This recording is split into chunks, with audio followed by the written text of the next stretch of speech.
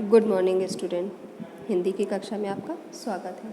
आज हम आपको आपके पाठ्य पुस्तक का पार्ट 6 बड़े घर की बेटी, इसका अभ्यास यानी कि इसकी एक्सरसाइज के बारे में बताएंगे कि इसको किस तरह से करनी है। इस पाठ में लेखक ने इस कहानी के माध्यम से संयुक्त परिवार के लाभ, परिवार के सदस्यों में पारिवारिक स्नेह तथा सद्भावना आदि बताकर बच्चों में अपने भाई बहनों के प्रति सहनशीलता की प्रवृत्ति जागृत करने का प्रयास किया कि उन्हें किस तरह से मिलजुल कर एक साथ रहना चाहिए और चाहे जैसी भी परिस्थिति हो कभी भी एक दूसरे का साथ नहीं छोड़ना चाहिए। शुरू करते हैं। विलोम शब्द, यहाँ पे कुछ शब्द दिए गए हैं जिनका विलोम लिखना है, जैसे निर्बल का सबल, कांतिहीन कीर्तिमान, कमरा कमरे, पत्नी पत्नियाँ। इसी तरह यहाँ पे और भी शब्द दिए गए हैं, जैसे निंदक प्रशंसक, शत्रु मित्र, अनुकूल प्रतिकूल, अविवेक विवेक, अन्याय न्याय, दुर्भाग्य सौभाग्य, कुत्ता कुत्ते, कर्ज कर्जे, आदत आदतें, जीव जीवे, औषधि औषधियाँ, लड़का लड़के। उसके बाद यहाँ पे किसने कहा किससे कहा, जैसा कि यहाँ पे बताया गया है, हाथी मरा भी तो 9 लाख का, वहाँ इतना भी नित्य नाही कार खा जाते। ये किसने कहा था? आनंदी ने कहा था।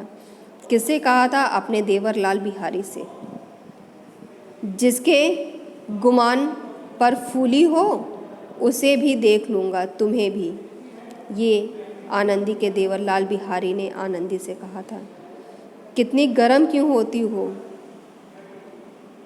बात तो कहो, ये श्रीकंठ ने आनंदी से कहा।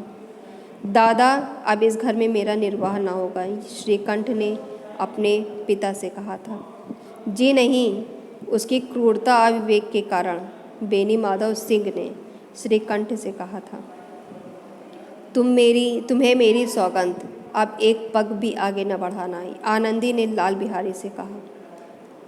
लल्लू इन बातों को बिल्कुल भूल जाओ, ईश्वर चाहेगा तो फिर ऐसा अवसर न आएगा, श्रीकंठ ने लाल बिहारी यानी अपने छोटे भाई से कहा था। उसके बाद यहाँ पे नीचे दिए गए शब्दों में से उचित रिक्त शब्द चुनकर रिक्त स्थानों की पूर्ति करिए। जैसे आनंदी एक बड़े उच्च कुल की लड़की थी। आनंदी का विवाह श्रीकंठ सिंह के साथ हो गया। ठाकुर साहब लड़के का क्रोध शांत करना चाहते थे। श्रीकंठ का भी उस पर हार्दिक स्नेह था। श्रीकंठ ने बाहर आकर लाल बिहारी को गले लगा लिया।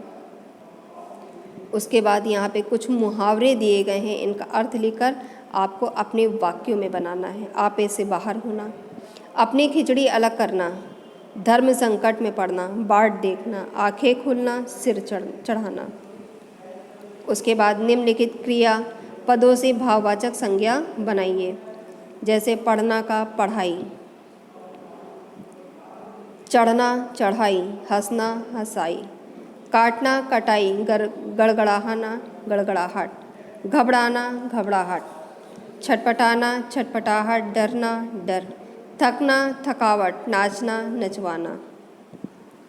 उसके बाद यहाँ पे कुछ शब्द दिए गए हैं, निम्नलिखित शब्दों से तत्सम रूप लिखिए। जैसे शाम का सांझ, बाप पिता, ब्याह विवाह, घी घृत, जीभ जिह्वा, मुँह मुख, भाई भ्राता, आग अग्नि।